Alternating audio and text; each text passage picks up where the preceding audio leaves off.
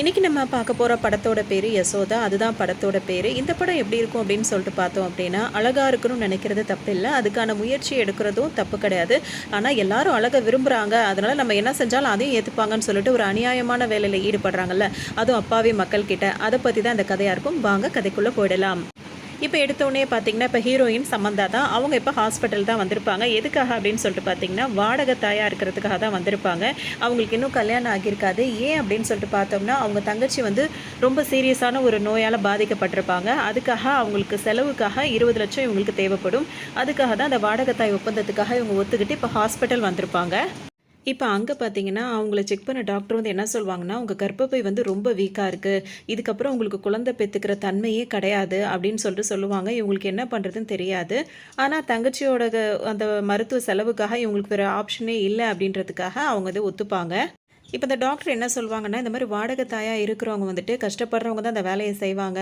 ஆனால் வந்துட்டு இப்போ நீங்கள் உங்கள் கஷ்டமான சூழ்நிலையிலேயே இந்த குழந்தைய பெற்றெடுத்தீங்க அப்படின்னா, அதை வாங்குறவங்க வசதியானவங்களா தானே இருப்பாங்க. அவங்களுக்கு வந்து இது பெரிய ஒரு சிரமமாக போயிடும். அதனால் எல்லா செலவையும் வந்து அவங்களே பார்த்துப்பாங்க. அந்த மாதிரி ஒரு இடத்துக்கு உங்களை நான் ஏற்பாடு பண்ணி அனுப்புகிறேன்ற மாதிரி அந்த டாக்டர் சொல்லுவாங்க. இது ஒரு பக்கம் அப்படியே இருக்குது. இப்போ இன்னொரு பக்கத்தில் பார்த்தீங்கன்னா, 6 மாதத்துக்கு ஒரு தடவை வெளிநாட்டுக்காரவங்கலாம் வந்து இந்தியாவுக்கு டூரிஸ்ட்டாக வருவாங்கல்ல, அந்த மாதிரி வந்து ஒரு லேடி வந்து வெளிநாட்டிலேருந்து வந்திருப்பாங்க. அவங்க அந்த ஸ்விம்மிங் பூலில் குளிச்சுட்டு கொண்டுட்டு ஒரு ரூம் எடுத்து, அதாவது ஹோட்டலாக இருக்கலாம், அங்கிட்டு தங்கிட்டு இருப்பாங்க. இதை 2 பேர் வந்து வாட்ச் பண்ணிவிட்டு இந்த லேடி மேலே ஆசைப்பட்டுட்டு என்ன பண்ணுவாங்கன்னா, அவங்களுக்கே தெரியாமல் அவங்க ட்ரிங்க்ஸ் பண்ணுறாங்களா, அதில் வந்துட்டு ட்ரக்ஸை வந்து மிக்ஸ் பண்ணி விட்டுருவாங்க. அதை பண்ணிவிட்டு அவங்கள அந்த மாதிரி ஏதாவது பண்ணலாம் அப்படின்ற மாதிரி இவங்க ஐடியா பண்ணியிருப்பாங்க. அந்த டைம் பார்த்தீங்கன்னா, இவங்க போகிற நேரம் அந்த ட்ரக்ஸில் இவங்க பண்ணதுனால அது ஏதோ மிக்ஸ் ஆகி அவங்க வந்து இறந்து போயிடுவாங்க. அது ஒரு கேஸாக இப்போ இவர்கிட்ட வரும். இவர் தான் இப்போ கமிஷனராக இருப்பார்.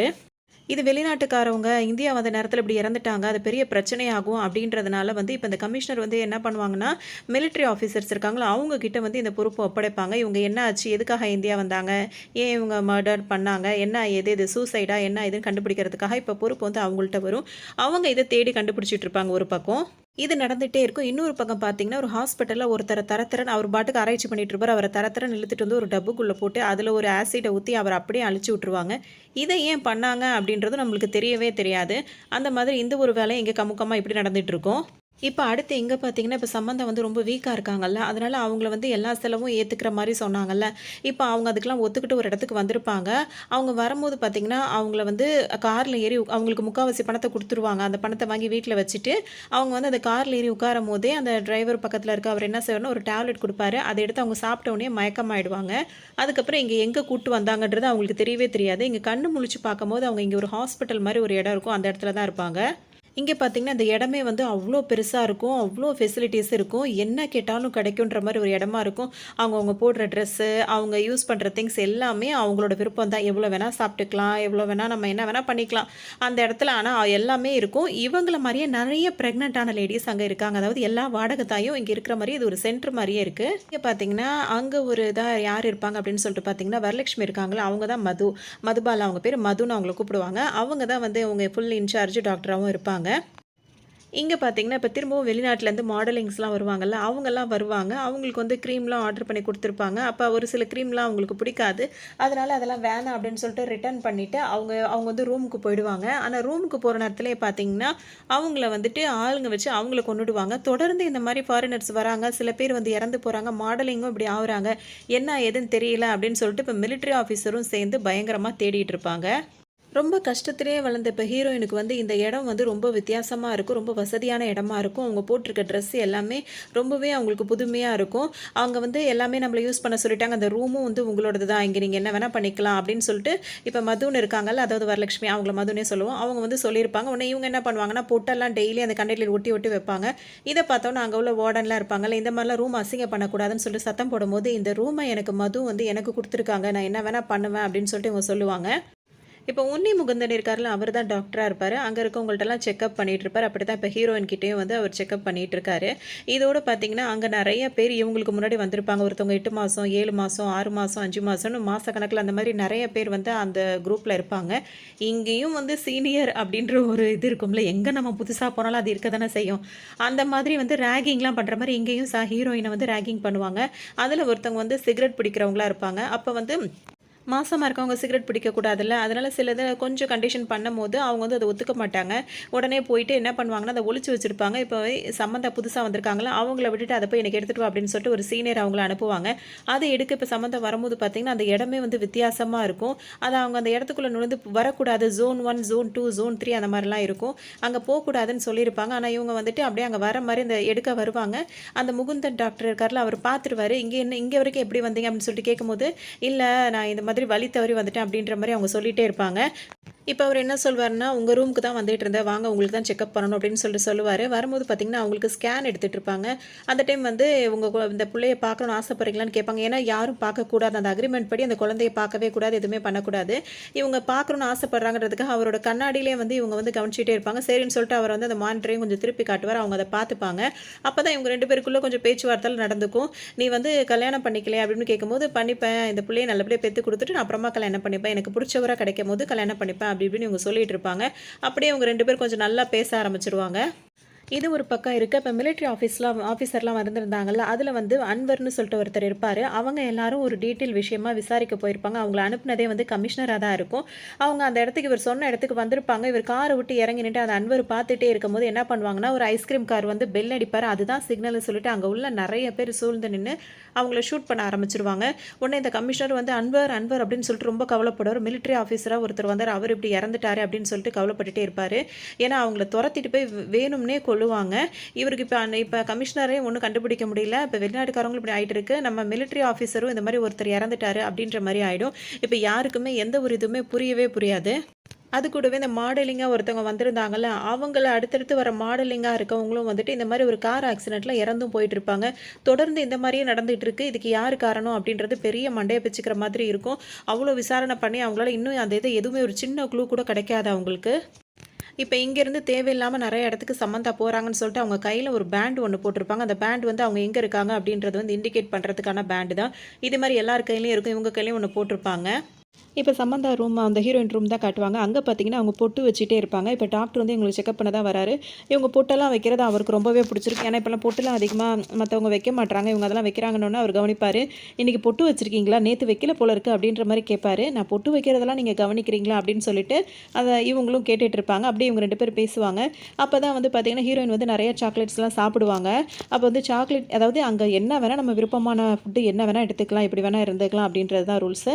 அதனால இவங்க நெறைய சாக்லேட் சாப்பிடுவோம். சாக்லேட்லாம் அதிகமா சாப்பிடக்கூடாதுன்னு டாக்டர் சொல்லுவாரு. உடனே இவங்க என்ன சொல்லுவாங்கன்னா, "எனக்கு சாக்லேட் மேலலாம் அவ்வளோ ஆசை கிடையாது. எனக்கு பர்ஃபி தான் ரொம்ப பிடிக்கும். ஆனா எங்க அதெல்லாம் கிடைக்க மாட்டேங்குது." அப்படி இப்படின்னு அவங்க சொல்லுவாங்க. அப்படியே சொல்லிட்டே அவங்க அந்த சாக்லேட்ட சாப்பிட்டுட்டே இருப்பாங்க. அவங்க வாயிலலாம் அதெல்லாம் ஒட்டியிருக்கும். அத டாக்டர் தொடச்சு விட போவாரு. அவங்களே தொடச்சுப்பாங்க. அந்த டாக்டருக்கு சமந்தாவ ரொம்பவே பிடிச்சிருக்கும். அவங்களுக்கும் பிடிச்சிருக்கும். அப்படியே இவங்க 2 பேரும் லவ் பண்ண ஆரம்பிக்கிற மாதிரி அந்த ஸ்டார்ட்டிங் ஸ்டேஜ் இருக்குல்ல, அந்த மாதிரி தான் இப்ப இவங்க 2 பேரும் இருந்துட்டே இருப்பாங்க. ராகிங் பண்றவங்கலாம் அந்த அதில வந்து ஒருத்தவங்க சிகரெட் பண்றவங்க இருப்பாங்க. அவங்க வந்து சிகரெட் பண்ணலான்னு சொல்லிட்டு வரும்போது பார்த்தீங்கன்னா, சமந்தா என்ன பண்ணியிருப்பாங்கன்னா, அவங்களோட சிகரெட் பாக்ஸ்ல வந்துட்டு சாக்லேட்ட மாத்தி வச்சிருப்பாங்க. இது அவங்களுக்கு கோவமா வரும். அந்த ஹீரோயின் பேரு இந்த படத்தில யசோதா. யசோதா அப்படின்ட்டு கோவமாவே இருப்பாங்க. வேற வேற சிகரெட்டா எடுத்து இப்ப பத்த வைக்க போவாங்க. அவங்க ஒவ்வொன்னத்தையா புடுங்கி போடுவாங்க. இது வந்து ஸ்மோக்கிங் வந்து நல்லதில்ல அப்படின்னு சொல்லிட்டு சொல்லுவாங்க. என்னோட பிள்ளையா யாருக்கோ பெத்து குடுக்குறது தானே எப்படி இருந்தா என்ன அப்படின்ற மாரி அவங்க சொல்லுவாங்க. உனக்கு என்ன அட்வைஸ் பண்றதுக்குலாம் தனியா காசு குடுக்குறாங்களா? அப்படின்னு சொல்லிட்டு திட்டி விடுவாங்களா. அவங்களும் இங்கேருந்து வந்துருவாங்க. இவங்களுக்கே மனசு கஷ்டமாயிடும். உடனே பின்னாடியே வருவாங்க. நான் அத தூக்கி போட்டேன். நான் ஸ்மோக் பண்ணலன்னு சொல்லிட்டு இப்ப இவங்க சொல்லுவாங்க. அப்பதான் அவங்களோட கதைய சொல்லுவாங்க. எனக்கு ஒண்ணும் ஸ்மோக் பண்ணணும். அதுக்கு நான் அடிக்ட்லாம் கிடையாது. எல்லாமே ஆம்பளைங்களால தான் முடியும். ஆம்பளைங்களால தான் முடியும்னு எல்லாரும் பேசுறாங்கல்ல. அப்படிதான் எங்க வீட்லயும் பேசுவாங்க. எங்க வீட்ல ஆம்பள பசங்க கிடையாது. ஆம்பள பசங்க இருந்திருந்தா கடன அடைச்சிருப்பாங்கன்னு சொல்லிட்டு எல்லாரும் சொல்லுவாங்க எங்க வீட்ல. அதனால தான் எல்லாம் என்ன ஆம்பளைங்க செய்றதெல்லாம் நம்மளும் செய்யணும் அப்படின்னு சொல்லிட்டு தான் ஸ்மோக் பண்ணவே நான் ஆரம்பிச்சேன். மத்தபடி நான் அதுக்கு அடிக்ட் கிடையாதுன்னு இவங்க சொல்லுவாங்க. அது கூடவே எங்க அப்பாவுக்கு வந்து 20,00,000 கிட்ட கடன் இருக்கு. அந்த கடன ஆம்பள புள்ளையா இருந்தா அடைச்சிருக்கும்னு சொன்னாங்க. அதனால தான் வீட்ல யாருக்கும் சொல்லாம கொள்ளாம நான் இந்த இடத்துக்கு வந்திருக்கேன். இது ஆம்பளைங்களால செய்ய முடியாத வேலை தானே அப்படின்னு சொல்லிட்டு அவங்க சொல்லுவாங்க. இப்ப இவங்க என்ன சொல்லுவாங்கன்னா, அடுத்து இன்னொருத்தவங்க இருப்பாங்க. அவங்க என்ன சொல்லுவாங்கன்னா, "நீ கூட பரவால்ல. நான் என் அம்மா முகத்தையே பார்த்ததே கிடையாது. ஏன்னா நான் ரெட் லைட் ஏரியால பொறந்தேன். அங்க இருந்தா நானும் அந்த மாதிரி ஒரு மாரி ஆயிடுவோம்ல. அதுக்காகவே எங்க அம்மா வந்து தூரத்து சொந்தமான ஒருத்தவங்க வீட்ல என்ன குடுத்துட்டாங்க. எங்க அம்மா ஞாபகமா இந்த மோதிரம் தான் என்கிட்ட இருக்கு. இது மட்டும் தான் இருக்கு. அதோட அவங்க மாசம் மாசம் எனக்கு அனுப்புற பணம் தான் வரும். எங்க அம்மா முகத்த கூட நான் பார்த்ததில்ல. இதுவரைக்கும் தான் நான். ஆனா இப்ப அவங்களுக்கு உடம்பு சரியில்ல அப்படின்ற ஒரு சூழ்நிலை இருக்கு. அதுக்காக தான் நான் இந்த இடத்துக்கு வந்தேன்னு" ஒருத்தவங்க சொல்லுவாங்க.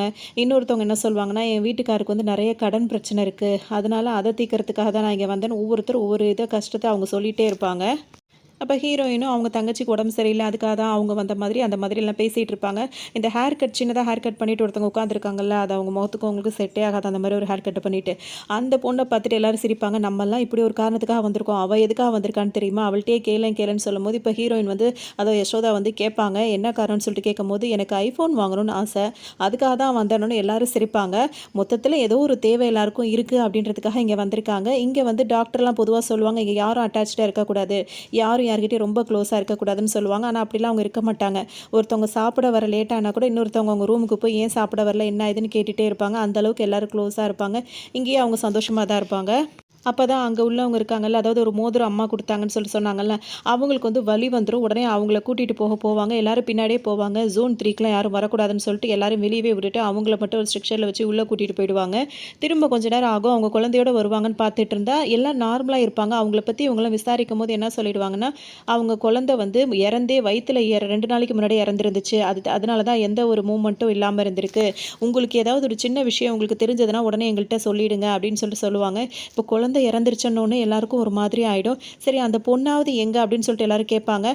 அவளை நாங்கள் அனுப்பிட்டோம், அவள் இதுக்கு மேலே இங்கே தேவை கிடையாது, அவளை வீட்டுக்கு அனுப்பிட்டோம் அப்படின்னு சொல்லுவாங்க. இவங்களுக்கு எல்லாருக்குமே ஒரு மாதிரி வருத்தமாக இருக்கும். சரி குழந்தை தான் இறந்து போச்சு, இறந்து போன குழந்தை அப்படின்றதுனால ஆப்ரேஷன் பண்ணி தான் எடுத்தோன்னு சொல்கிறாங்க. ஆப்ரேஷன் பண்ணால் வந்து நடக்கவே முடியாது, எப்படி அவள் வீட்டுக்கு போயிருப்பா, என்ன ஆச்சுன்னே தெரியலல்ல. இங்கே எல்லா வசதியும் இருக்குது, நம்ம வீட்டில் உள்ளது அந்த வசதி அதை விட அதிகமாக இங்கே இருக்குது, என்ன வேணால் சாப்பிட்டுக்கலாம், எல்லாமே இருந்தாலும் மனசில் ஏதோ ஒரு பயமாக இருக்குது அப்படின்னு சொல்லிட்டு மாறி மாறி ஒருத்தவங்களும் பேசுவாங்க. இது யசோதாக்கு வந்து அவங்களுக்கு அப்படியே யோசனையாகவே இருக்கும். இது என்னவா இருக்கும் அப்படின்னு சொல்லிட்டு அவங்களுக்கு ஒன்றுமே புரியாது. இது எப்படியாவது கண்டுபிடிக்கணும்னு சொல்லிட்டு அவங்க நினைப்பாங்க. அதுக்காக யாருக்கும் தெரியாமல் சில இடங்களுக்கு போகணும்னு நினைப்பாங்க. கரெக்டாக அந்த டாக்டர்கிட்ட அவங்க மாட்டிப்பாங்க. அவங்க தேடி தேடி போகிற இடத்துலலாம் மாட்டிப்பாங்க. அந்த டாக்டர் வந்து இங்கே என்ன பண்ணுற அப்படின்னு சொல்லிட்டு கேட்டவுடனே பொத்துன்னு அவர் மேலே மயங்கி விழுந்துருவாங்க. அந்த டாக்டருக்கும் இவங்க மேலே ஒரு க்ரஷ் இருக்கும்ல, அதனால் வந்து பெருசாக அதை எடுத்துக்க மாட்டார்.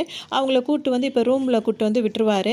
அந்த இடத்துல பார்த்திங்கன்னா திரும்ப வந்து கார் ஆக்சிடென்ட் நடந்ததில்ல, அந்த கார் ஆக்சிடென்ட் எப்படி நடந்தது அப்படின்னு சொல்லிட்டு இப்போ அந்த மிலிட்ரி ஆஃபீஸர்லாம் விசாரிச்சுட்டு இருப்பாங்க.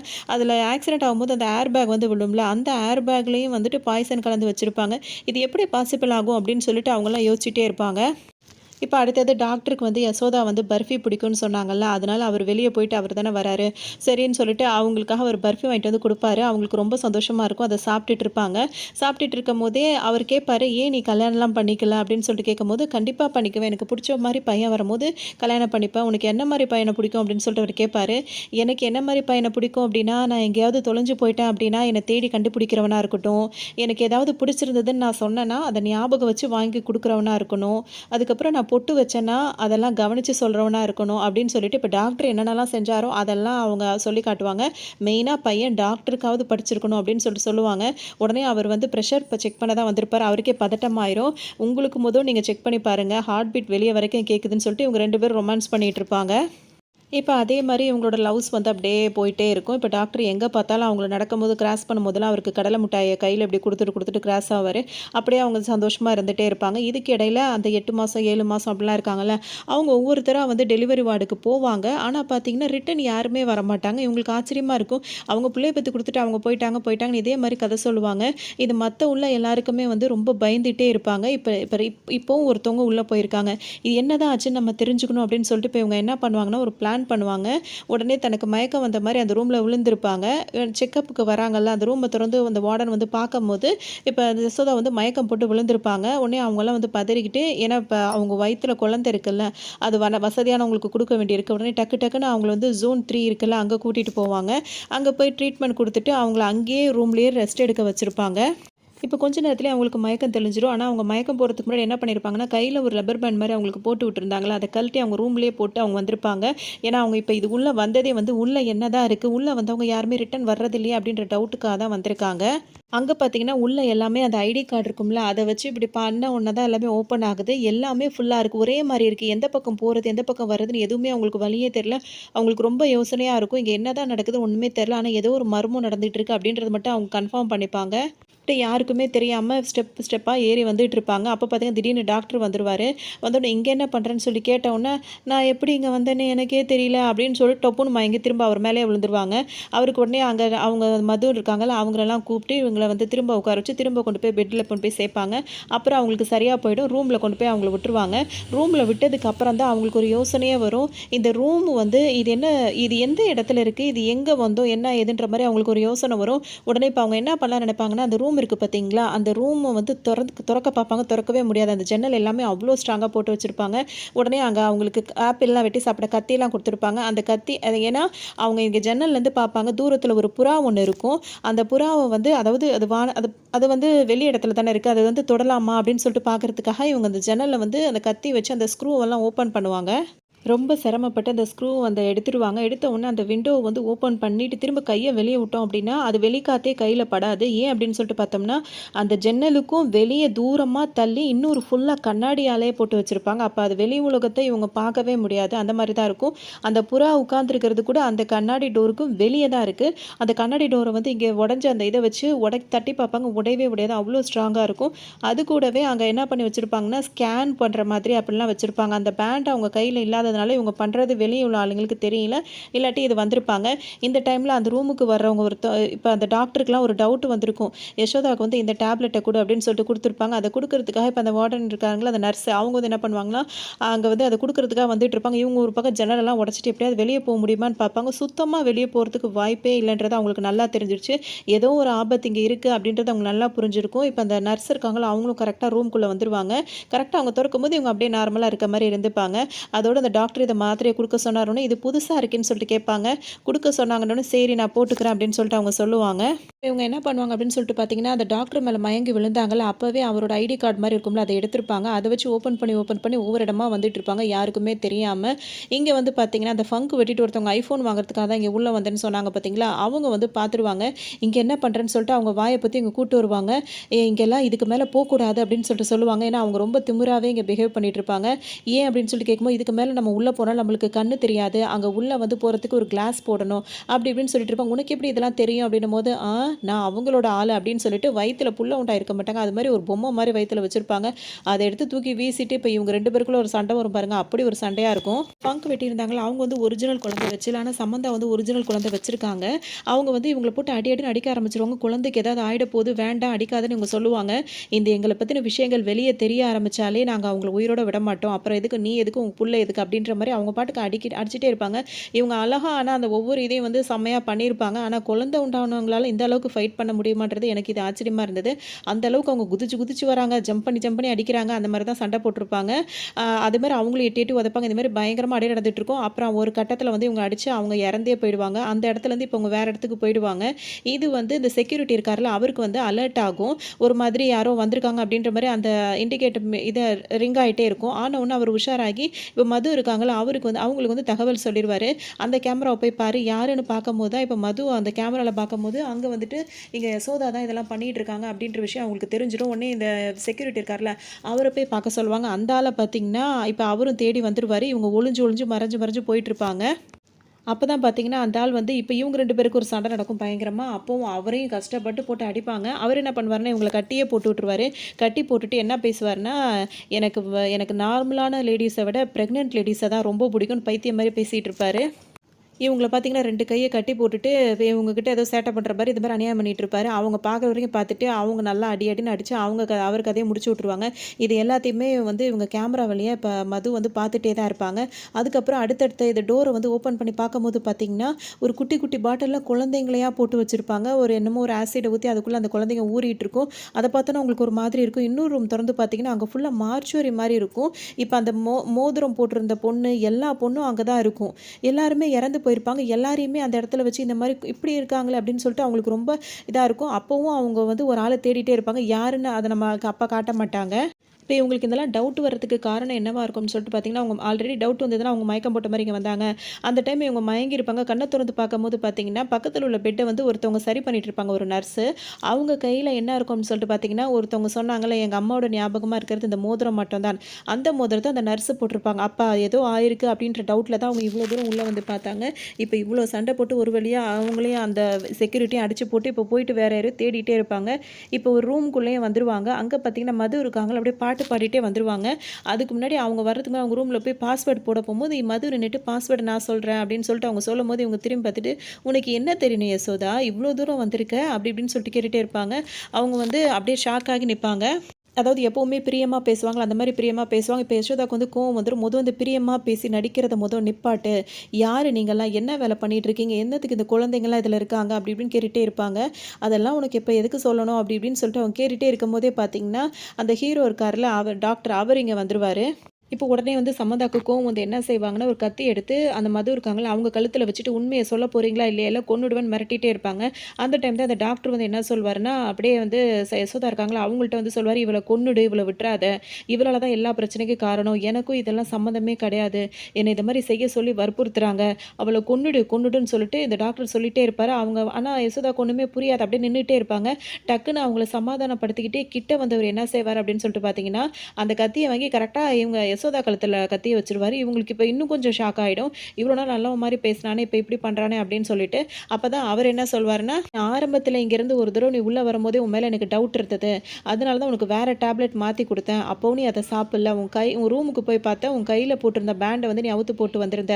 எங்கன்னு பார்க்கும்போது தான் நீ இங்க வந்து மது கழுத்துல கத்தி வச்சுட்டு வந்திருக்க. எனக்கு உன் மேல டவுட் வந்து தான் நான் இங்க வந்தேன்னு வந்து சொல்லிட்டு இருப்பாரு. இப்ப மது என்ன கேட்பாங்கன்னா, "கழுத்துல கத்தி வச்சுட்டு இருக்க. அவள கொன்னுடு கொன்னுடுன்னு சொல்லிட்டு இருக்கியே. ஒரு வேள கொன்னுட்டா என்னடா செய்வ?" அப்படின்ற மாரி இவங்க 2 பேரும் சண்டை போட்டுட்டு இருப்பாங்க. இப்ப என்ன சொல்வாங்கன்னா, "உனக்கு என்ன விஷயம்ன்றது தெரியணும் அவ்வளோதானே. நானே அத சொல்றேன். இவன் இருக்கானே இந்த டாக்டரு, எனக்காக என்னலாம் பண்ணுவான் தெரியுமா?" அப்படின்னு சொல்லிட்டு இப்ப மது இருக்காங்கல்ல, அவங்க வந்து ஒரு ஃப்ளாஷ்பேக் ஒண்ணு சொல்ல ஆரம்பிப்பாங்க. அதுல பார்த்தீங்கன்னா, மது வந்து ஒரு அழகி போட்டியில அதாவது மாடலா இருக்காங்கல்ல, மாடலிங்ல தான் இருப்பாங்க. அப்ப வந்து அந்த அந்த இதுக்கு வந்து யார் வருவாங்கன்னா, ஒரு அரசியல்வாதி வருவாரு. அவர் என்ன சொல்வாருன்னா, "அழகுன்றது மனசு சம்மந்தப்பட்டதுங்க. இந்த அழகி போட்டிலாம் எனக்கு புடிக்காது. எதுக்கு என்ன இங்க கூப்பிட்டாங்களோ தெரியல. இருந்தாலும் எல்லாரும் அழகா இருக்கீங்க." அப்படி இப்படின்ற மாரி பேசுவாரு. உடனே இவங்களுக்கு வந்து என்ன சொல்வாங்கன்னா, மது இருக்காங்கல்ல, அவங்க வந்து பேசுவாங்க. "நான் ஒண்ணு பேசுறேன்" அப்படின்னு சொல்லிட்டு சொல்லும்போது, அவங்களும் வந்து ஃபர்ஸ்ட்டு வந்து மினிஸ்டர் கிட்ட அப்படிலாம் பேசக்கூடாதுன்னு அங்க இருக்கவங்க சொல்லுவாங்க. "இல்ல, இல்ல அவங்கள ஃப்ரீயா விடுங்க. அவங்க பேசட்டும்னா." அவங்க என்ன சொல்வாங்கன்னா, "எல்லார் வீட்லயும் சாமி படம் இருக்கான்னு?" சொல்லிட்டு அவங்க கேட்பாங்க மது. "ஆமா இருக்குன்னு" எல்லாரும் சொல்லும்போது, யார் வீட்லயாவது அசிங்கமான சாமி படம் ஏதாவது இருக்கா? இருக்காது. எல்லாருமே அழகான சாமி படங்கள தான் எல்லாருமே வச்சிருப்போங்க. அப்ப சாமியாவே இருந்தாலும் அசிங்கமா இருந்தா நம்ம வந்து வச்சுக்க மாட்டோம் அப்படின்ற மாரிலாம் பேசுவாங்க. இது எதுக்குன்றது நமக்கு தெரியல.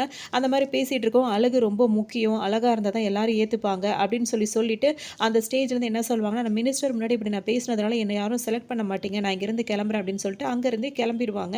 இது உடனே மினிஸ்டர் பார்ப்பாரு. அவங்களுக்கு இவங்கள ரொம்ப புடிச்சிருக்கும். உடனே அடுத்த நாளே வந்து பார்த்துட்டீங்கன்னா, அவங்க ரோட்ல நடந்து போயிட்டு இருக்கும்போது, அவர் ஹீரோ இருக்கார்ல டாக்டர் அவர் வந்து இப்ப மது கிட்ட வந்து பேசுவாரு. "நான் உன்ன லவ் பண்றேன்" அப்படி இப்படின்னு சொல்லும்போது பார்த்தீங்கன்னா, இப்ப மது என்ன சொல்வாங்கன்னா, "நீ லவ் பண்ணா பத்தாது. நீ கொண்டு வந்திருக்கியே ரோஸ் உன் கையில இருக்கே அது அவ்வளோ அழகா இருக்கு. உன் முகம் இருக்கு பாரு அது அவ்வளோ அசிங்கமா இருக்கு" அப்படின்னு சொல்லிட்டு அவங்க சொல்லுவாங்க. உடனே இப்ப மதுவோட ஃப்ரெண்ட்ஸ்லாம் என்ன சொல்வாங்கன்னா, "ஏன் அவன் எவ்வளோ பெரிய ஜீனியஸ் தெரியுமா? அவன் ஒரு சயின்டிஸ்ட் டி. அவனோட அவனோட ரிசர்ச்லாம் வந்து வெளிநாட்டு வரைக்கும் போய் சக்சஸ் ஆயிருக்கு அப்படின்னு வந்து மூளை வந்து வெளிய தெரியுதா? அவன் எவ்வளோ ஜீனியஸா இருந்தாலும் மூஞ்சி தானே வெளிய தெரியுது. அவன் என்ன நல்லாவா இருக்கான்?" அப்படின்னு சொல்லிட்டு அவங்க பாட்டுக்கு போவாங்க. இவருக்கு ஒரு மாரி கஷ்டமா இருக்கு. இவர் ஒன் சைடா அவங்கள பயங்கரமா இவர் லவ் பண்ணிட்டு இருப்பாரு. இப்ப அந்த அரசியல்வாதி வேற இவங்க பேசுனதுக்காக இவர ஃபாலோ பண்ணிட்டே வந்தாங்களா, இவங்க ரோட்ல நடந்து போயிட்டு இருக்கும்போது பார்த்தீங்கன்னா, டபக்குன்னு புடிச்சு அவங்கள தூக்கி காருக்குள்ள போட்டுருவாங்க. காருக்குள்ள போட்டுட்டு, "நான் உன்ன கல்யாணம் பண்ணிக்கிறேன்னு" சொல்லிட்டு அவர் சொல்லுவாரு. இவங்க அப்படியே அமைதியா உட்காந்துருப்பாங்க. "முறைப்படி நான் கல்யாணம் பண்ணிக்கிறேன். என்ன அரசியல்ன்றது வந்து ரொம்ப இதா இருக்கும். ஆனா நீ என் கூட இருந்தீங்கன்னா, அந்த வாழ்க்கை எனக்கு கலர்ஃபுல்லா இருக்கும்." அப்படி இப்படின்ற மாரி அவர் பேசுவாரு. சரி வீட்டுக்கு வந்து பேசுங்கன்னு இவங்களும் சொல்லிட்டு வந்துருவாங்க. இப்ப வீட்டுக்கு வந்தவுடனே அவர் இந்த மாரி அரசியல்வாதி சம்மந்தம், அதுவும் பெரிய இடத்து சம்மந்தம்ன்ற உடனே இப்ப மதுவோட அப்பாவுக்கும் வந்து ஒத்துப்பாங்க. "உங்களோட எந்த பையனுக்கு என் பொண்ண கேட்டு வந்திருக்கீங்கன்னு" அவர் கேட்கும்போது, உடனே இப்ப பொண்ணு வந்து சொல்லுவாங்க, "மாப்பிள்ளையே அவர்தான்ப்பா" அப்படின்ன உடனே அப்பாவுக்கு வந்து அவனுக்கு ஏன் வயசு அதாவது உன் அப்பா வயசு அவனுக்கு இருக்கும் அப்படின்னு சொல்லும்போது, "இல்ல, இல்ல உங்கள விட 5 வயசு அதிகம்னு வேற அவங்க சொல்லுவாங்க." அப்புறம் தான் அப்பாட்ட சொல்லுவாங்க, "அழகு அப்படின்றபோது எனக்கு தேவை. ஆனா பணம் காசுன்றது அத விட முக்கியமானது. அதனால இந்த கல்யாணம் நான் பண்ணிக்கிறேன்" அப்படின்னு சொல்லிட்டு இப்ப கல்யாணம் பண்ணிருவாங்க. இப்ப பணத்துக்காக பார்த்தீங்கன்னா, பெரிய பணக்கார ஒருத்தர கல்யாணம் பண்ணிக்கிட்டாங்க. இப்ப அவங்களுக்கு ஃபர்ஸ்ட் நைட்டும் நடக்கும்போது, அவங்க ஏதேதோ கேள்வி கேட்டுட்டு இருப்பாங்க. இந்த மாதிரி சேஃப்டியா இருக்கணும் அப்டின்னும்போது, அதெல்லாம் எனக்கு தேவையில்ல அப்டின்ற மாரி இவரு ஒரு பாட்டுக்கு இருந்துட்டு இருப்பாரு. அப்படியே போயிடும். கொஞ்ச நாளுக்கு அப்புறம் அவங்க பிரெக்னன்ட் ஆயிருவாங்க. இப்போ ஒரு 4, 5 மாசம் அவங்க பிரெக்னன்ட்டா இருப்பாங்க. அவங்களுக்கு வந்து செக்கப்புக்கு போம்போது தான் தெரியும். ஒரு மாரி ஸ்கின் அலர்ஜியா ஆயிடும். எதனால அப்டின்றது தெரியாது. இப்ப நீங்க லேட்டா வந்து கல்யாணம் பண்ணதா, இல்ல லேட் மேரிடா, இல்ல வயசானவங்க அதெல்லாம் என்னன்னு தெரியல. அது குழந்தை உண்டானதுனால ஒவ்வொருத்தருக்கும் ஒவ்வொண்ணு வரலாம். ஸோ உங்களுக்கு வந்து இந்த மாரி ஸ்கின் அலர்ஜி வந்திருக்கு அப்டின்னு சொல்லும்போது, இது சரியாயிடுமான்னு கேட்கும்போது, கண்டிப்பா ஆகாது. இதுக்கப்புறம் உங்களுக்கு இந்த பழைய அழகு இருக்காது. நீங்க வயசான தோற்றத்துல இன்னும் கொஞ்ச நாள்லயே மாறிடுவீங்க அப்படின்னு சொல்லுவாங்க. அவங்க தோல்லாம் உரிஞ்சு ஒரு மாதிரி அலங்கோலமா ஆயிடுவாங்க. இப்போ அவங்க வீட்டுக்காரங்களுக்கெல்லாம் அவங்க வந்து டாக்டர்கிட்ட வந்து பேசுவாங்க. என்னாச்சு என் ஒய்ஃபுக்கு சரியாயிடுமான்னு சொல்லிட்டு கேட்கும்போது சரியாயிடும். ஆனா வந்து வயசான தோற்றத்தில தான் இருப்பாங்க. அவங்களோட அழகுலாம் திரும்ப வராதுன்னோனே, ஐய்யயோ! அப்ப அந்த முன்னாடி இருந்த அழகுலாம் திரும்ப வராதா? அப்ப எனக்கு வேண்டாம் அப்படின்னு சொல்லிட்டு என்ன சொல்லுவேன்னா, கூட இருக்க ஆள்கிட்ட என்ன சொல்லிருவேன்னா, அவள எங்கேயாவது கொண்டு போய் விட்டு வந்துரு. என்ன பத்தி கேட்டாருன்னா, என்கிட்ட எந்த கான்டாக்டும் வச்சுக்காத அப்படி இப்படின்னு சொல்லும்போது, இவங்க அப்படியே முழிச்சு அதெல்லாம் கேட்டு ரொம்ப வருத்தப்பட்டுட்டு இருப்பாங்க. அப்போ அவங்க பெட்ல படுத்துட்டு இருக்கும்போதே பார்த்தீங்கன்னா, ஏதோ பக்கத்துல யாரோ உருட்டுற சத்தம் கேட்கும். என்ன அப்படின்னு சொல்லிட்டு பார்த்தோம் அப்படின்னா வந்து, அங்க வந்து இந்த சயின்டிஸ்ட் இருக்கார்ல, அவரு தான் நின்னுட்டு இருப்பாரு. "இங்க என்ன பண்ண? நான் இப்படி ஆனத பார்த்து சந்தோஷப்பட வந்தியான்னு?" சொல்லிட்டு அவங்க கேட்பாங்க. "இல்ல, உன்ன திரும்ப என்னால அழகா மாத்த முடியும்" அப்படின்னு சொல்லுவாரு இவரு. "எப்படி அது?" அப்படின்னு சொல்லிட்டு கேட்கும்போது, "என்னால நிச்சயமா மாத்த முடியும். என்னோட ரிசர்ச்சே அத பத்தி தான். வயசான உடனே தோல்லாம் மாறுதுல்ல, அத வந்து எப்படினாலும் நான் இது பண்ணிடுவேன், சரி பண்ணிடுவேன். ஆனா ஒரு கண்டிஷன். இதெல்லாம் சரியாகி நான் உன்ன திரும்ப பழைய நிலைக்கு கொண்டு வருவேன். இத விட அழகாவே உன்ன நான் மாத்துவேன். ஆனா அப்ப நீ என் கூட தான் இருக்கணும். அந்த அரசியல்வாதி கூட யார்கிட்டயும் போக்கூடாது" அப்படின்னு சொல்லிட்டு இவரு சொல்லுவாரு. இவங்களும் வந்து சரின்னு சொல்லிட்டு அவருக்கு சத்தியம் பண்ணி குடுத்துருவாங்க. இப்ப இவரோட லேபுக்கு அவங்கள கூட்டிட்டு வருவாங்க. "இதுதான் உன்னோட லேபா?" அப்படின்னு சொல்லிட்டு அவங்க பார்ப்பாங்க. அங்கேயே அவங்கள வச்சு ஃபர்ஸ்ட்டு வந்த உடனே அவர் என்ன பண்ணுவாருன்னா, இவங்களுக்கு ஒரு ரோஸ் குடுத்துருப்பார்ல, அது வாடி போய் கிடக்கும். அது மேல ஒரு ஸ்ப்ரே பண்ணுவாரு. உடனே அது அப்படியே ஃப்ரெஷ்ஷா ஆயிடும். அவங்களுக்கு ஒரே ஆச்சரியமாயிடும். கண்டிப்பா இவன் ஏதோ மேஜிக் பண்ணிருவான்னு சொல்லிட்டு, இப்ப அவரோடயே தங்கி இருந்துட்டு இருப்பாங்க. அப்படியே நாட்கள் ஓடும். திரும்ப இவரோட சக்சஸ் ஆயிடும். இவர் பண்ண விஷயம் வந்து அவங்க திரும்ப அழகா முன்ன விட ரொம்ப அழகா இப்ப அந்த மது ஆயிடுவாங்க. ஆனதுக்கப்புறம் பார்த்தீங்கன்னா, நம்ம 2 பேரும் கல்யாணம் பண்ணலான்னு சொல்லிட்டு இப்ப இவர் கிட்ட வருவாரு. அந்த டைம் பார்த்தீங்கன்னா, அந்த அரசியல்வாதி இருக்கார்ல, பின்னாடியே வந்து இவர் தலையில ஓங்கி ஒரு அடிய போட்டுருவாரு. உடனே இப்ப மது என்ன சொல்வாங்கன்னா, "இவ்ளோ நேரமா ஃபோன் பண்ணி வர்றதுக்கு? டிராஃபிக் ஆயிடுச்சும்மா, அதான் இவ்ளோ நேரம் ஆயிடுச்சு" அப்படின்னு சொல்லிட்டு அந்த அரசியல்வாதியும் சொல்லுவாரு. இப்ப மது என்ன சொல்வாங்கன்னா, "என்னதான் எனக்கு நீ இதெல்லாம் சரி பண்ணி திரும்ப குடுத்தாலும், பணம் குடுத்தவன் அரசியல்வாதி தானே, அப்ப நான் அவன் கூட தானே இருக்க முடியும்" அப்படின்னு சொல்லிட்டு அவங்க சொல்லுவாங்க. இதோடயே அந்த அரசியல்வாதி கூட்டு வந்த ஆளுங்க எல்லாரும் இப்ப அந்த சயின்டிஸ்ட் இருக்கார்ல, அவர போட்டு அடி அடின்னு அடிச்சுருவாங்க. இவரும் எல்லாரையும் அடிச்சுட்டு திரும்ப என்ன சொல்லுவாருன்னா, "வாங்கடா என்ன கொல்லுங்க. ஆனா ஒரு விஷயம் தெரியாம அவசரப்பட்டுட்டியே மது. இந்த அழகெல்லாம் 6 மாசம் வரைக்கும் தான் இருக்கும். அதுக்கப்புறம் இத பூஸ்ட் அப் பண்ணணும். இல்லன்னு வச்சுக்கோயேன், திரும்பவும் நீ பழைய நிலைக்கு போயிடுவ" அப்படின்னு சொல்லுவாரு. "அப்படியா? அத நீ என்கிட்ட சொல்லவே இல்லையே. நான் தெரியாம இது பண்ணிட்டேன். நான் உன்ன தான் விரும்புறேன்" அப்படி இப்படின்னு வருவாங்க. இதுக்கு மேல உன்ன நான் நம்ப தயாரா இல்ல. என்ன வந்து கொன்னுடுங்கடா அப்படி இப்படின்னு சொல்லும்போது, இப்ப அரசியல்வாதி என்ன பண்ணுவாருன்னா, வேக வேகமா வந்து போங்கடா அந்த பக்கம்ன்னு எல்லாரையும் பத்தி விட்டுருவாரு. அதோட இப்ப என்ன சொல்வாருன்னா, "உனக்கு மது தேவ, மதுவுக்கு அழகு தேவ, எனக்கு பணம் தேவ. நம்ம 3 பேரும் சேர்ந்து ஏன் ஒரு பிசினஸ் பண்ணக்கூடாது?" அப்படின்னு சொல்லிட்டு கேட்பாரு. அவங்களுக்கு ஒண்ணுமே புரியாது. இப்ப நீ இந்த உருவாக்குன பத்தி, இப்படி அழகாகுன பத்தியா? அழகா இருக்கணும்னு எல்லாருக்குமே ஆசைப்படுறவங்க தான். அதுவும் வெளிநாட்டுக்காரவங்கலாம் சும்மாவே அழகா இருக்கணும்னு ஆசைப்படுவாங்க. அந்த ஏஜ மறைக்கணும்னு நெனைப்பாங்க. அதனால இத நம்ம இந்த பிசினஸா பண்ணுவோம் அப்படின்னு சொல்லிட்டு 3 பேரும் இப்ப கூட்டு சேர்ந்து தான் இந்த வேலைய பண்ணிட்டு இருக்காங்க. இதுக்காக அவங்க பண்ற ப்ராசஸ் தான் என்ன அப்படின்னு சொல்லிட்டு பார்த்தீங்கன்னா, ஏழையா இருக்காங்கல்ல, அவங்கள வந்து பணத்தாசை காட்டி இந்த மாரி வாடகை தாயா நடிக்க வைக்கிறாங்க. வாடகை தாயா அவங்க வந்த உடனே அவங்கள கண்ண கட்டி இந்த மாரி ஒரு இடத்துக்கு கூட்டிட்டு வந்துருவாங்க. இங்க வந்ததுக்கப்புறம் அவங்களுக்கு எல்லா ஃபெசிலிட்டீஸும் செஞ்சு குடுப்பாங்க. அந்த குழந்தை பொறந்த உடனே பார்த்தீங்கன்னா, அவங்கள வந்து கொன்னுடுவாங்க. அம்மா தாய வந்து கொன்னுட்டு அந்த குழந்தையோட ஸ்கின் இருக்கு பார்த்தீங்களா, அது வந்து மென்மையான ஸ்கின் தானே. அதில உள்ள பிளாஸ்மா வந்து பார்த்தீங்கன்னா, எ எ அதாவது அந்த சூரிய வெளிச்சம் படாததுனால அது ரொம்ப நல்லா ஹெல்த்தியானதா இருக்கும். அந்த ஸ்கின்ன வச்சு அத வந்து நெறைய ஊற வச்சு அந்த மாரிலாம் என்னென்னமோ பண்ணி ஒரு கிரீம் ஒண்ணு தயாரிக்கிறாங்க. அந்த கிரீம்ல தான் அவங்களுக்கு வந்து அந்த ஒரு அழகு வந்து திரும்ப வந்துருது.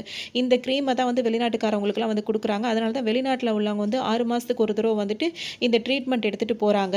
அதுதான் நாங்க செஞ்சுகிட்டு இருக்கோம். போதுமா, இப்ப எல்லா விஷயமும் உனக்கு தெரிஞ்சிருச்சா? அப்படின்னு சொல்லிட்டு இப்ப மது வந்து இப்ப யசோதா கிட்ட இதெல்லாம் சொல்லும்போது, அவங்களுக்கு ஒரு மாரி ஆயிடும். அட பாவிங்களா! குழந்தைய வச்சா இந்த மாரிலாம் ஒரு இது பண்றீங்க அப்படின்னு சொல்லிட்டு அவங்க ரொம்ப துடிச்சு போயிடுவாங்க. இதெல்லாம் சொல்லும்போதே யசோதாவ கட்டி போட்டு தான் இவங்க 2 பேரும் கிளாஸ் எடுத்துட்டு இருப்பாங்க. சரி, இப்ப நான் லைவா வந்துட்டு போய் வெளிநாட்டுக்காரவங்களுக்கு இந்த கான்ட்ராக்ட் ஒண்ணு பேச வேண்டியிருக்குன்னு சொல்லிட்டு மது போம்போது, அந்த சயின்டிஸ்ட் கிட்ட இவள பார்த்துக்கோ அப்படின்னு சொல்லிட்டு அங்க போவாங்க. அங்க போய் அந்த சயின்டிஸ்ட்காரவங்கலாம் அதாவது அங்க வெளிநாட்டுக்காரவங்க நெறைய கேள்வி கேட்பாங்க. இந்த மாரி கேஸ் ஆயிடாதா? இந்த மாரி பிரச்சனை வரும்போது, அப்படிலாம் வந்தது. நெறைய விஷயம் வந்தது.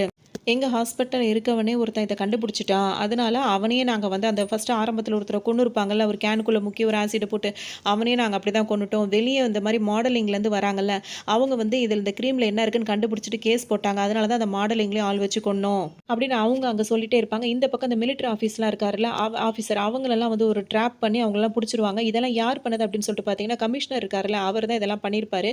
ஒரு மாடலிங் வந்து வெளிநாட்டுலேருந்து வந்திருப்பாங்க. அவங்கள நேரா ஏர்போர்ட்லேருந்து இறங்குன உடனே ஒரு கார் வந்து அவங்கள பிக்கப் பண்ணிட்டு போறோம். அந்த கார்ல இருந்தவரே கமிஷனரா தான் இருப்பாரு.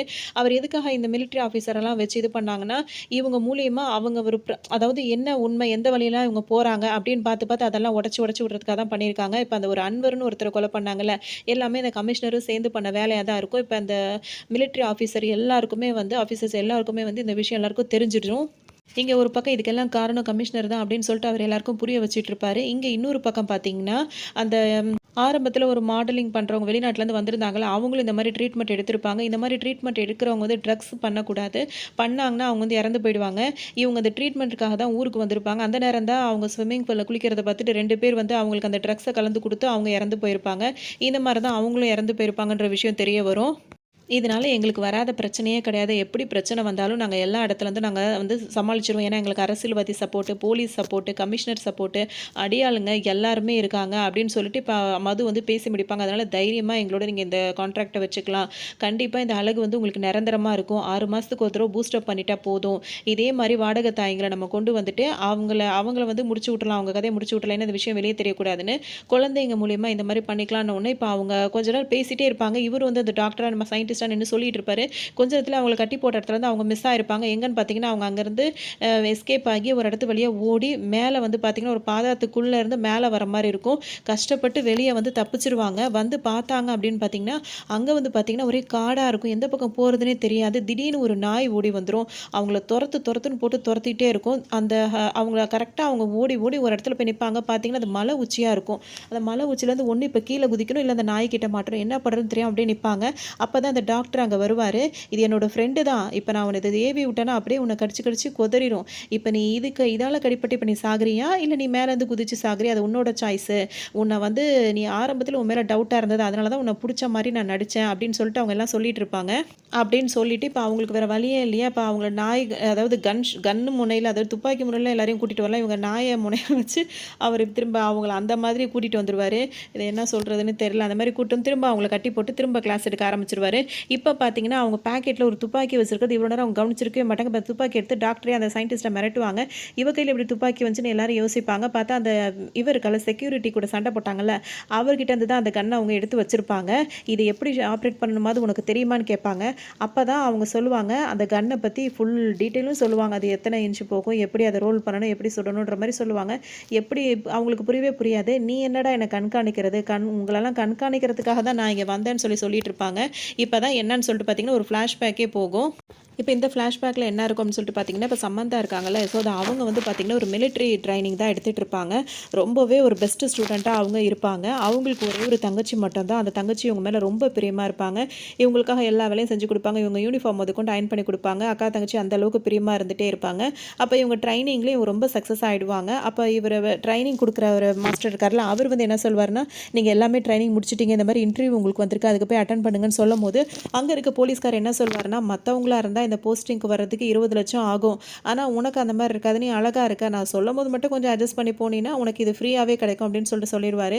உடனே அவங்க அங்கருந்து அழுதுகிட்டே வீட்டுக்கு வந்து உட்கார்ந்திருப்பாங்க. அப்ப அவங்க தங்கச்சி வந்து, "உனக்கு போஸ்டிங் கிடைச்சிருச்சான்னு?" சொல்லிட்டு கேட்கும்போது, "அதெல்லாம் ஒண்ணும் இல்ல. சரி, சரி விடு" அப்படின்னு சொல்லிட்டு சொல்லிருவாங்க. அவங்க தங்கச்சியும் அங்கருந்து எந்திரிச்சு போயிடுவாங்க. அப்பதான் இந்த ட்ரெய்னிங் குடுத்த ஆஃபீசர் வந்து கேட்பாரு, "என்ன ஆச்சும்மான்னு?" கேட்கும்போது அவர்கிட்ட எல்லாத்தையும் சொல்லுவாங்க. அவனுக்கு எவ்ளோ திமிரு இருக்கும் அப்படின்னு சொல்லிட்டு இவர் சண்டைக்கு பார்ப்பாரு. அப்பதான் இப்ப யசோதா என்ன சொல்வாங்கன்னா, "வேணாம் சார். இந்த மாரி நீங்க சண்டைக்கு போனீங்கன்னா, என்ன மாரி ஏழை பசங்க வந்து போலீஸ் ஆகணுன்ற கனவையே வந்து விட்டுருவாங்க. அதனால இதெல்லாம் வெளிய தெரிய வேணாம். பார்த்துக்கலாம்" அப்படின்னு சொல்லிட்டு அவங்க சொல்லிடுவாங்க. இத எல்லாத்தையுமே அவங்க தங்கச்சி இருக்காங்கல்ல, ஒட்டு கேட்டுருவாங்க. அதாவது கேட்டுருவாங்க. கேட்ட உடனே எப்படியாவது அக்காவுக்கு வந்து நம்ம ஹெல்ப் பண்ணணும்னு சொல்லிட்டு தான் முட்டாள்தனமா ஒரு வேலை பார்ப்பாங்க. அந்த வாடகை தாயா ஆகுனா, நம்மளுக்கு வந்து 20,00,000 பணம் கிடைக்கும்னு சொல்லிட்டு சொல்லுவாங்க. அவங்க என்ன மாரி கான்ட்ராக்ட் போட்டு வச்சிருப்பாங்கன்னா, இந்த ஒரு குழந்தை கிடையாது. இதோட சேர்த்து 5 குழந்தை நான் பெத்து குடுக்குறேன்ற மாரி 20,00,000க்கு வந்து அக்ரீமெண்ட் போட்டிருப்பாங்க. அதனால தான் இப்ப அக்காட்டயும் யார்ட்டயும் சொல்லாம, அவங்க சொல்லாம கொள்ளாம இந்த இடத்துக்கு வந்திருப்பாங்க. அவங்களும் இதே மாரி தான் கூட்டு வந்திருப்பாங்க. இந்த அக்ரீமெண்ட் போட்ட உடனே அவங்களுக்கு ஒரு டேப்லெட் குடுப்பாங்க. அத வாயில போட்டோனே அவங்க மயங்கிருவாங்க. அதுக்கப்புறம் இங்க கூட்டு வந்து வச்சு இங்க ட்ரீட்மெண்ட் இப்ப அவங்க தங்கச்சிய தேடி இப்ப யார் போறது இந்த குரூப்புக்கு அப்படின்னு சொல்லும்போது தான் சம்மந்தா வந்து நானே போறேன்னு சொல்லுவாங்க.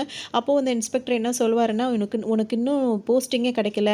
உனக்கு இன்னும் புரொடெக்ஷனும் இருக்காது. உனக்கு ஏதாவது ஆனா கூட எந்த ஒரு இதுவுமே கவர்மெண்ட் மூலியமா கிடைக்காது அப்படின்னு சொல்லும்போது, நான் என் தங்கச்சிக்கு அக்கா மட்டும் கிடையாது, அம்மாவும் கூட. நான் கண்டிப்பா போறேன்னு சொல்லிட்டு தான் இப்ப சம்மந்தாவும் வந்திருக்காங்க. அதுக்காகவே இவங்க பிரெக்னன்ட் ஆகி வந்திருக்காங்க. அப்ப இவங்களும் உண்மையா பிரெக்னன்ட் ஆயிருக்காங்க. உங்க தங்கச்சியும் உண்மையிலே பிரெக்னன்ட் ஆயிருக்காங்க. இப்ப இங்க வந்தது இவங்க எல்லா விஷயத்தையும் சொல்லிருவாங்க. இதுக்கு இடையில வந்து லைவா வந்து அந்த மிலிட்டரி ஆஃபீசர் இருக்கார்ல, அவர் வந்து லைவா வந்து அந்த டேப் இருக்கும்ல, அதில லைவா வந்து விஷயங்கள் எல்லாத்தையுமே சொல்லியாச்சு. இப்ப மாறி மாறி இங்க சண்டை நடந்துட்டு இருக்கும். இப்ப அங்க பார்த்தீங்கன்னா, இவங்களோட ஆளுங்க வந்து மிலிட்டரி ஆஃபீசர் எல்லாம் போட்டு அங்க ஒரு ஷூட்டிங் நடந்துட்டு இருக்கும். கமிஷனரையும் போட்டு இப்ப கமிஷனர் தான் எல்லாத்துக்கும் காரணம்னு சொல்லி கமிஷனர கொல்லலான்னு வரும்போது, நான் கமிஷனர் என்ன கொல்ல முடியாதுன்னு சொல்லும்போது, இவன் தான் நம்ம அன்வரையே கொன்னுட்டானோன்னு அந்த டீமுக்கு வந்து ரொம்ப கோவம் வந்து கமிஷனரே இப்ப அங்க சுட்டு அவர் கதைய அங்க முடிச்சு விட்டுருவாங்க. இப்போ இவங்க தேடி வந்த தங்கச்சி இங்கே வேறு எங்கேயாவது இருக்காங்கன்னு சொல்லிட்டு இவங்க தேடிட்டே இருப்பாங்க. இப்போ இந்த சயின்டிஸ்ட் இருக்கார்ல, அவர் வந்து அங்கேருந்து தப்பிச்சு ஓடிருவாரு. ஒரு பெட்டியை மட்டும் தூக்கிட்டு அங்கேருந்து ஓடிருவாரு. இப்போ மது இருக்காங்கல்ல, அவங்க வந்து எல்லாரும் இருக்க இடத்துல வந்து நின்னுட்டு, இவங்க சம்மந்தாவோட தங்கச்சியை தான் தேடி வந்திருக்காங்கன்னு தெரிஞ்சு, அவங்க தங்கச்சியை தேடிட்டே இருப்பாங்க. யசோதாவோட தங்கச்சி யாருன்னு தெரியுமா? யாருன்னு தெரியாட்டி கேட்டுட்டே இருப்பாங்க. யாருன்னு தெரிஞ்சா இப்ப நீ என்ன பண்ண போற? அப்படின்னு சொல்லிட்டு இப்ப யசோதா வந்துருவாங்க. இவங்க கையில துப்பாக்கிய பார்த்தோன்னே எல்லாரும் பயப்படுவாங்க. இவங்களும் பயப்படுவாங்க. அப்ப இவங்க அங்கேருந்து ஓட ஆரம்பிச்சுருவாங்க. அப்பதான் இவங்க என்னன்னு கேட்கும்போது எல்லார்ட்டயும் இவங்க சொல்லுவாங்க, "என் தங்கச்சிய தேடி வந்தேன். அவ எங்க இருக்கான்னு தெரியலன்னு" சொல்லிட்டு தேடும்போது அவங்க இங்க இருக்க மாட்டாங்க. அவ அங்க ஓடுறா மது அப்படின்னோனே அவள தொரத்திட்டே வருவாங்க. இவங்க வேக வேகமா ஏறி ஒரு இது அது பேர் என்ன ஹெலிகாப்டர் இருக்கும்ல, அதுக்குள்ள ஏற வருவாங்க. அந்த ஹெலிகாப்டரே ஒரு ஓரமா இவங்க ஷூட் பண்ணி விட்டுருவாங்க. உடனே அங்க நின்றுவாங்க. அப்பதான் சொல்லுவாங்க, "தாய்மைனா என்னன்னு தெரியுமா? நீ கர்ப்பமானா தான் உனக்கு தெரியும். அநியாயத்துக்கு கஷ்டத்துல இருக்கவங்க வாடகை தாய்க்க வரும்போது அவங்கள நீ இப்படிதான் கொல்லுவியா?" அப்படி இப்படின்னு கேட்கும்போது, "நீ என்ன இப்படி நினைச்சிட்டு இருக்க? இப்படிலாம் ஸ்டூபிட்டா பேசிட்டு இருக்க. உனக்கு விஷயம் தெரியுமா? என்ன அழகா ஆக்கணும்னு வந்து அந்த சயின்டிஸ்ட் சொல்லும்போது நான் 5 மாசம் கர்ப்பமா இருந்தேன். அப்ப அவனுக்கு மொத ஒரு குழந்தை தான் தேவைப்பட்டுச்சு. அப்ப என் குழந்தைய குடுத்து தான் நான் அழகாவே ஆனேன்னு" சொல்லுவாங்க. என்ன சொல்றதுன்னே தெரியல. அந்த மாதிரி ஒரு விஷயத்த சொன்ன உடனே, இந்த மாரி புராணத்துல கூட இந்த மாரி அரக்கையா யாரும் இருந்து நாங்க பார்த்தது கிடையாது. நீலாம் வாழ்றதுக்கே தகுதி இல்லாதவன்னு சொல்லிட்டு, அங்க இருக்கவங்க எல்லாரும் அப்படியே மலை உச்சில அப்படியே பின்னாடியே வருவாங்க. அப்படியே அவங்க தவறி விழுந்து, இப்ப மது வந்து இறந்து போயிடுவாங்க. அந்த ஆள் வந்து தப்பிச்சு ஓடிட்டு இருப்பாரு. இப்ப அந்த சயின்டிஸ்ட் இருக்கார்ல, அந்த ஆள் தப்பிச்சு ஓடி கார்ல ஏறுவாரு. அங்க ஃபுல்லா அந்த மிலிட்டரி ஆஃபீசர்லாம் இருக்காங்கல்ல, அவங்க எல்லாருமே ரவுண்ட் அப் பண்ணி அவர் கதைய முடிச்சு விட்டுருவாங்க. இப்ப இங்க வந்து பார்த்தீங்கன்னா, ஒருத்தவங்க வேக வேகமா ஸ்ட்ரெச்சர்ல ஒரு பொண்ண தள்ளிட்டு வருவாங்க. அதுதான் பார்த்தீங்கன்னா, இப்ப யசோதாவோட தங்கச்சியா இருக்கும். நேர மாசம் இப்ப அவங்களுக்கு வலி வந்திருக்கும். இப்ப என்ன பண்றதுன்னு தெரியாது. அங்க ஒரு நர்ஸ் மட்டும் இருப்பாங்க. "என்ன நம்புங்க. நாங்க அவங்க ஆள் கிடையாது. நான் பிரசவம் பார்க்குறேன்னு" அவங்க சொல்லுவாங்க. சரின்னு எல்லாரும் ஒத்துப்பாங்க. எல்லாரும் சுத்தி நின்னவுனே அவங்களுக்கு பிரசவமும் ஆயிடும். குழந்தையும் பொறந்துரும். அப்ப அத யசோதா இருக்காங்களா, அவங்க வந்துட்டு இதுக்கு முன்னாடி இறந்து போனாங்கல்ல, அவங்க ஆசைப்பட்ட மாரி இந்த குழந்தை வந்து கிருஷ்ணவா இருக்கணும் அப்படி இப்படின்ற மாரி அவங்க நெனச்சுப்பாங்க. ஏன்னா நான் இந்த குழந்தையெல்லாம் வளர்ப்பேன். ஏன்னா நான் யசோதா. ஏன்னா அப்ப அந்த கிருஷ்ணன வளர்த்ததே யசோதா தான். அதனால இந்த கிருஷ்ணரையும் நான் வளர்ப்பேன் அப்படின்ற மாரி அவங்க பேசுவாங்க. அதோட அப்பா பார்க்கும்போது அந்த தங்கச்சி வந்து இவங்கள்ட்ட மொத கேள்வியா, "நீ உனக்கு போஸ்டிங் கிடைச்சிருச்சா? நீ போலீஸ் ஆயிட்டியான்னு" தான் கேட்டுட்டு இருப்பாங்க. அதோட இப்ப அக்கா தங்கச்சியும் ஒண்ணு சேர்ந்துருவாங்க. இப்ப 2 பேருக்கும் அந்த மாரி குழந்தை அந்த மாதிரிலாம் இருக்கும். அதோட அந்த படத்த வந்து முடிப்பாங்க. அழகா இருக்கணும் அப்படின்றதுக்காக இவ்ளோ போறான்ற மாரி தான் நம்மளுக்கு இருக்கும். இருந்தாலும் மார்க்கெட்ல விக்கிற எல்லா கிரீமும் வாங்கி போடுறதுக்கு முன்னாடி இயற்கையாவே அழகா ஆக்கலாம் அப்படின்ற மாரி நல்லா யோசிச்சு முடிவு எடுத்துக்கோங்க. இந்த படம் உங்களுக்கு பிடிச்சிருக்கும்னு நினைக்கிறேன். இன்னொரு கதையில சந்திக்கலாம்.